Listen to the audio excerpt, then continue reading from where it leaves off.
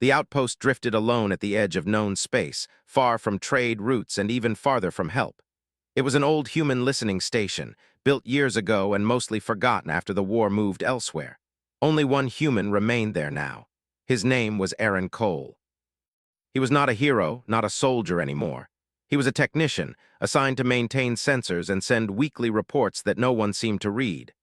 The stars outside his small window were cold and distant, silent witnesses to his isolation. Most nights were the same.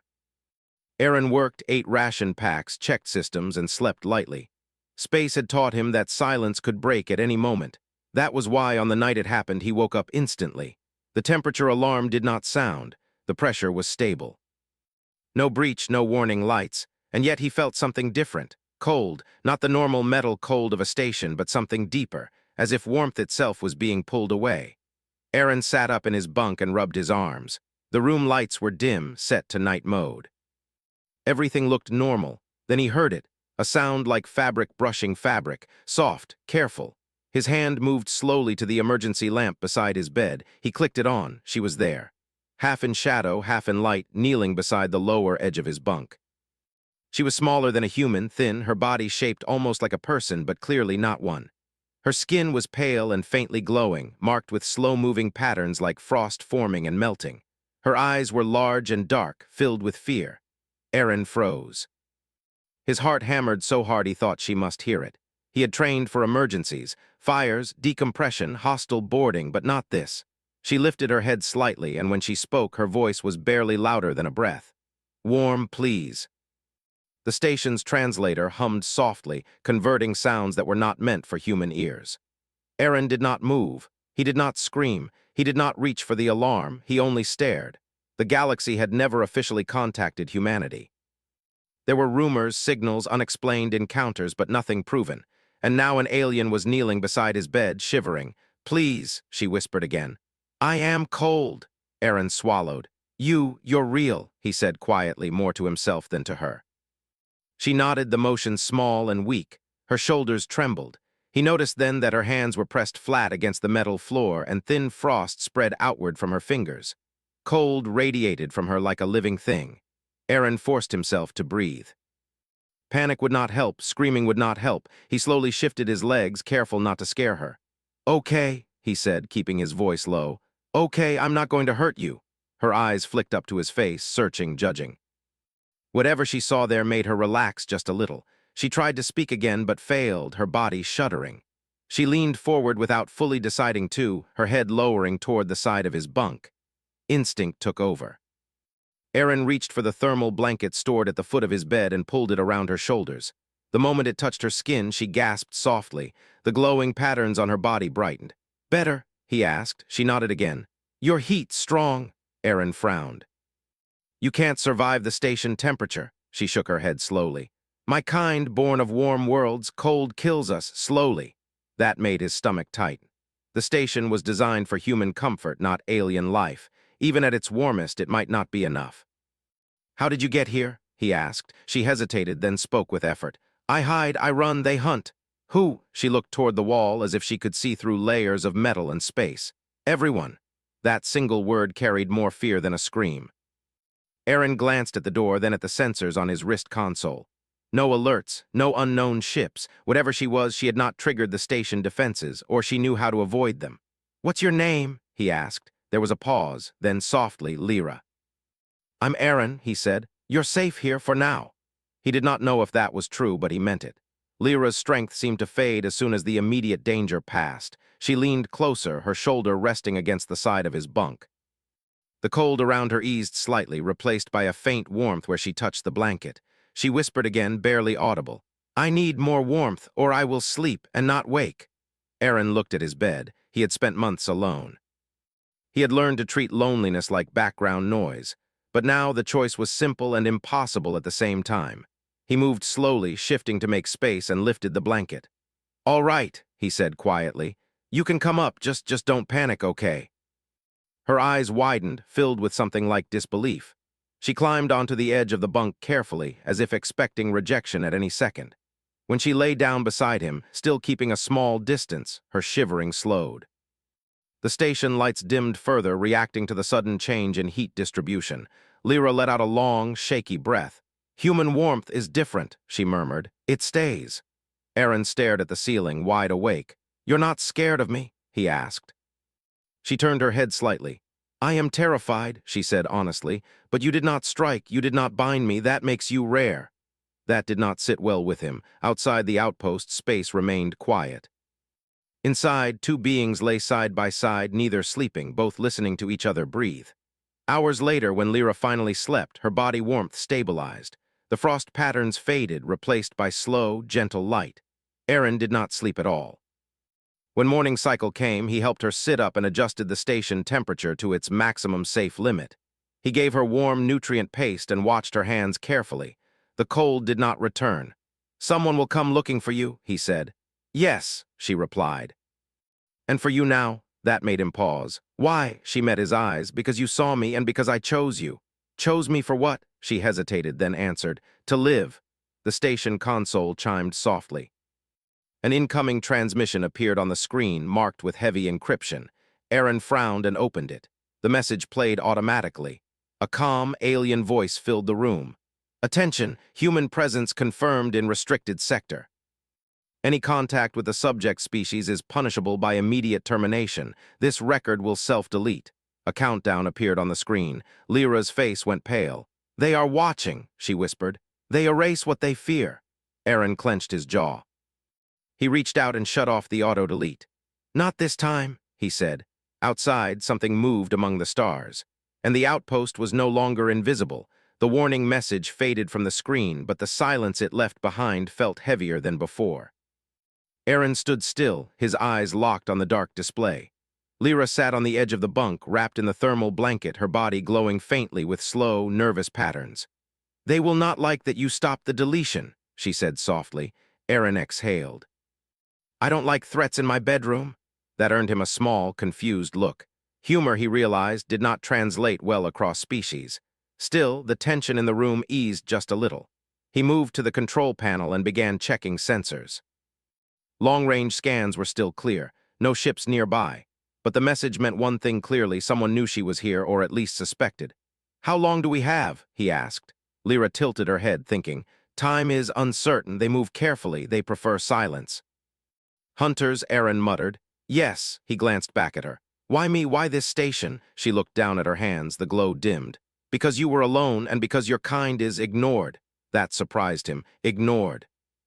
"In the wider galaxy," she explained, "humans are considered unstable, dangerous, too emotional. Other powers agreed to leave your systems alone and watch from afar. No contact, no alliance, no war." Aaron snorted. "So we're the crazy neighbors everyone pretends not to see." Lyra's lips curved slightly. "Something like that." He returned to the console and pulled up station schematics. "This place was not built to hide aliens," he said. "If they scan properly, they'll see you." "They will scan," Lyra replied. "Eventually." Aaron rubbed his forehead. "Then we don't wait." He rerouted power from non-essential systems and boosted the thermal regulators in the living quarters. The station groaned softly as heaters worked beyond their usual limits. Lyra closed her eyes and sighed as the warmth increased. "You are risking much." "So are you," he said. "You trusted a stranger." She opened her eyes. "Not a stranger, a human." That was not comforting in the way she seemed to think it was. Over the next few cycles, they settled into an uneasy routine. Aaron worked constantly, modifying systems, blocking sensor leaks, and creating false readings to make the station appear empty. Lyra stayed close, often sitting near heat vents or beside him while he worked. She did not speak much unless asked. When she did, her words were careful, measured. She told him about her people. They were called the Keltari, a species adapted to warm, ocean-rich worlds. They valued cooperation and shared survival. When colder, more aggressive empires expanded, the Keltari tried diplomacy. They were betrayed, their worlds were stripped, their people scattered, some enslaved, some hunted for study, others erased quietly. "The galaxy fears what cannot fight back," Lyra said one night as Aaron adjusted a thermal coil. "And it fears what refuses to become cruel." Aaron tightened a bolt harder than necessary. "That sounds familiar." She looked at him. "Your history?" "Yeah," he replied. "We've been on both sides of that." One night the sensors pinged. Aaron froze, eyes snapping to the display. A faint distortion appeared at the edge of the scan range, too clean to be debris, too slow to be natural. "They're here," Lyra whispered. "Not yet," Aaron said, "but soon." He initiated his last resort. The station's old defense protocols were never meant for serious combat, but humans were good at improvising. He turned maintenance drones into moving heat signatures, sending them drifting away from the station to confuse scans. "They will investigate the false warmth," Lyra said, watching the data streams. "But when they realize, we'll already be moving," Aaron finished. He brought up the station's maneuvering thrusters. They were weak, meant only for minor adjustments, but enough to change position slowly. "What about you?" Lyra asked. "If they find you aiding me," he cut her off. "Then they find that out." She stared at him. "You accept death easily." "No," he said. "I just refuse it on their terms." The distortion grew larger. A ship was slipping into real space, its drive masked, its presence quiet and deliberate. Lyra's glow pulsed faster. "They are closer than expected." Aaron's hands flew over the controls. "Hold on." The station shuddered as thrusters fired. Slowly, painfully, the outpost drifted, changing its alignment relative to nearby stellar noise. The hunter ship paused. Minutes passed like hours. Then the ship changed course, following one of the false signals. Aaron slumped back in his chair, sweat on his brow. "They bought it," he said. Lyra exhaled, her body sagging with relief. "You tricked them." "Humans are good at lying to machines," he replied, but the victory felt fragile. That night, Lyra did not ask. She simply moved closer when they rested, drawn by instinct and need. Aaron said nothing, only adjusted the blankets to share warmth evenly. "You could still send me away," she said quietly, "before they return." "To where?" he asked. She had no answer. The next day, the station received another transmission. This one was different, not a threat but a probe testing responses. Aaron recorded everything. "What are you doing?" Lyra asked. "Collecting proof," he said. "If they want silence, the best weapon is noise." She studied him. "You plan to tell others?" "Yes, your people, and anyone else listening." "That may start war," she warned. He shook his head. "Truth doesn't start wars, fear does." The hunters returned sooner than expected. This time they did not hide. A sleek, angular ship emerged directly in front of the station, weapons powered but not firing. A demand filled the comm channel. "Human outpost, power down, release the Keltari subject. This is your only warning." Lyra's hands trembled. "They will destroy you." Aaron activated the station-wide broadcast. "No," he said, "they're going to be seen." He opened every channel he could reach, old human relays, neutral trade bands, even abandoned frequencies. The feed went live. "This is Aaron Cole," he said calmly, "human civilian. If you're hearing this, understand one thing. There is an alien aboard this station who came here not to invade, but to survive." The hunter ship fired a warning shot that rocked the outpost. Lyra cried out as the temperature dropped suddenly. Aaron continued, his voice steady.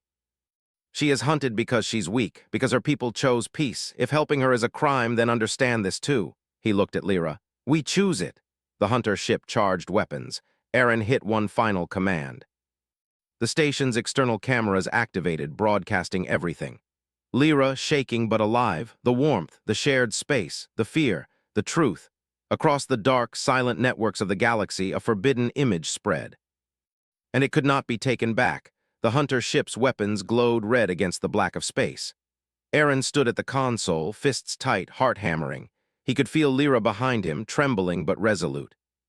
Her body emitted a soft, steady warmth enough to remind him why he risked everything. She needed him, and in that truth lay a power the galaxy could not erase. "They're going to fire," she whispered. "They will not forgive." Aaron shook his head. "Forgiveness is irrelevant. They will watch, and so will everyone else." He had already broadcast the live feed to multiple channels, old human relays, trade bands, even unmonitored planetary networks. The evidence of his protection, his defiance, could not be ignored. The Keltari's vulnerability, paired with his human choice to shield her, was now visible across the galaxy. The hunter ship fired a beam that skimmed past the station, not striking, only warning. Aaron held his breath. The station trembled, but systems held. He redirected energy to shields, rerouted power from all non-essential units, and opened a secondary thermal generator to maintain Lyra's warmth. "They expect you to be afraid," she said, her voice steadier than before. "But you are strong." He didn't answer, focusing on controlling the station's failing systems.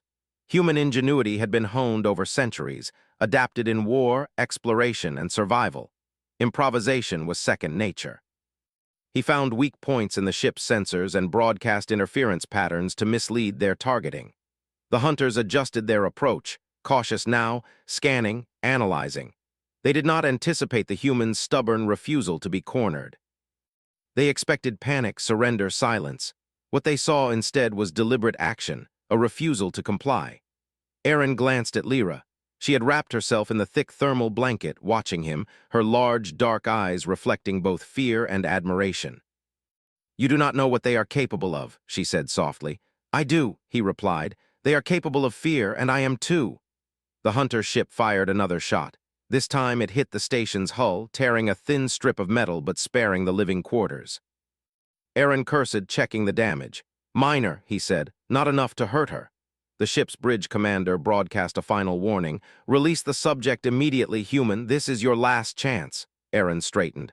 "I've made my choice," he said. Then he activated the station's full broadcast system.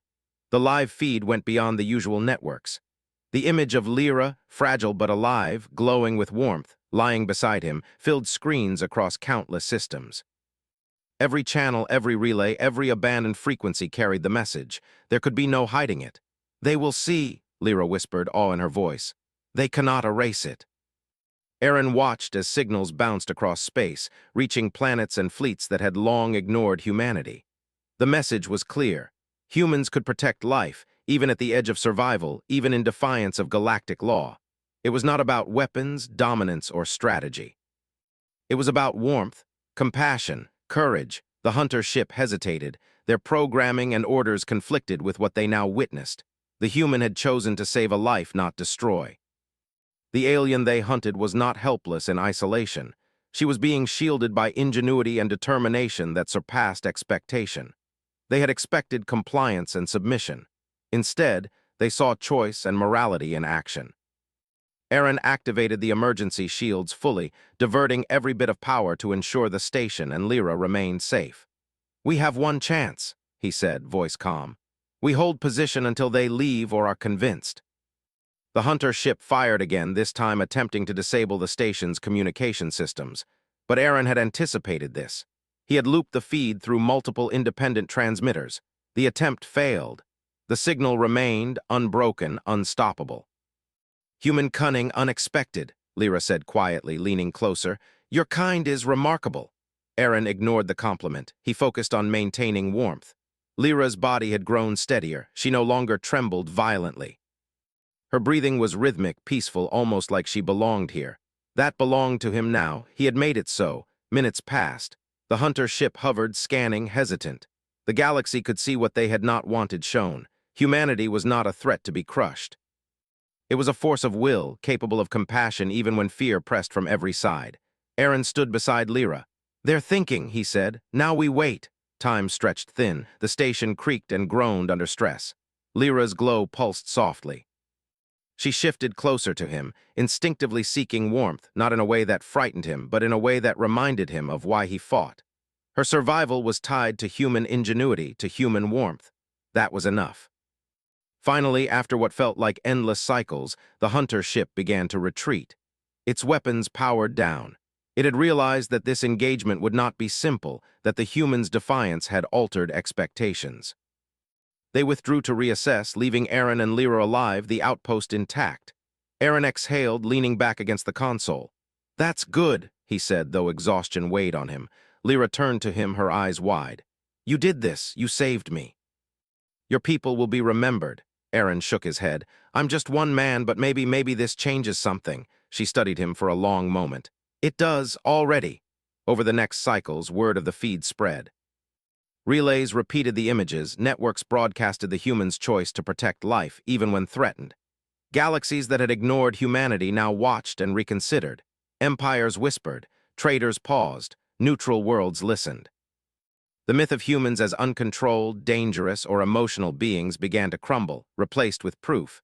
Humans could endure fear, isolation, and cold, and still offer warmth. The station became a symbol, not for war, not for conquest, but for courage, ingenuity, and compassion. Lyra's survival and the humans' defiance proved that morality could be stronger than fleets, and that choice could outweigh orders. Lyra's species, once thought scattered and weak, received hope. The message inspired hidden Keltari colonies to emerge, to trust that humans could be allies, protectors even in the darkness of space. For the first time, they felt the galaxy might not be completely hostile. Eren and Lyra continued their routines, adjusting station systems, sharing warmth and speaking in quiet tones. No words of romance or improper intimacy, only trust, survival, and shared purpose. Together, they maintained the fragile balance between isolation and connection. The human had changed more than one life. He had changed a perception, a galaxy-wide narrative. Humans were no longer invisible, no longer underestimated, and the Keltari saw that survival could come not only from power but from empathy. Months later, fleets that once ignored humanity approached cautiously, curious, watching transmissions, seeking understanding. Alliances reconsidered. Tactics were reevaluated. The galaxy now knew that humans were capable of defiance, cunning, and compassion, and that they would act when it mattered most. Eren glanced at Lyra one quiet evening. She leaned against the wall, her body glowing softly, her breathing steady. "You're safe," he said. "I am," she replied. "Because of you."